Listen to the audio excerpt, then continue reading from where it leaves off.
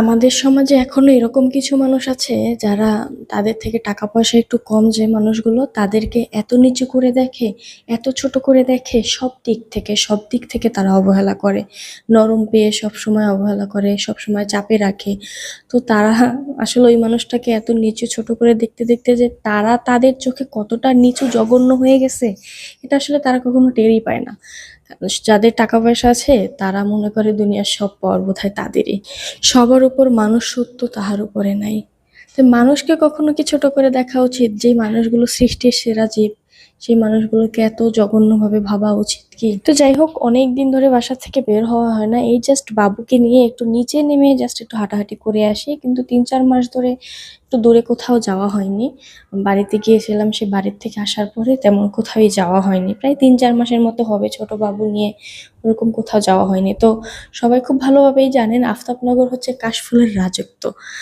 তো নতুন নতুন কাশফুল ফুটছে, ভাবলাম আমরা 3জন মিলে ঘুরে আসি। তো হঠাৎ করে আমার হাজবেন্ড প্ল্যান করে ফেললো, আমার বেবিকে বলতেছিল যে বাবা তুমি কি ঘুরতে যাবে, যদি ঘুরতে যাও তাহলে আজকে বিকালে রেডি হয়ে থেকো, আর যদি কেউ যেতে চায় তাহলে তাকেও রেডি হয়ে থাকতে বলো। তো যাই হোক, মজা করে বলছিল।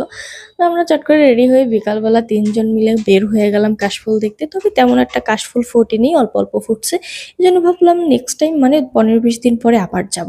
তো এখানে দেখলাম কিছু লোক খেলনা নিয়ে বসছে, এখান থেকে ভাবলাম বাবুর জন্য কিছু একটা নিয়ে যাই।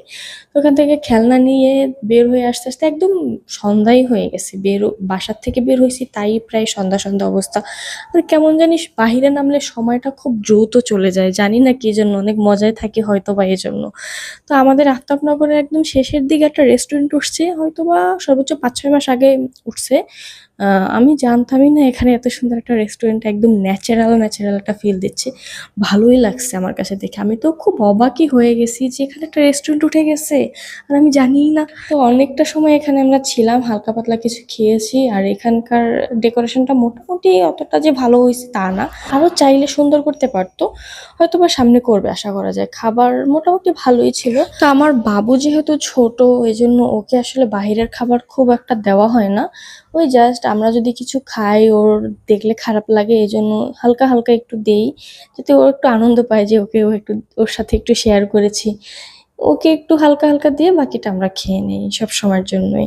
এখানে টুকটাক ভালো কাস্টমারই ছিল।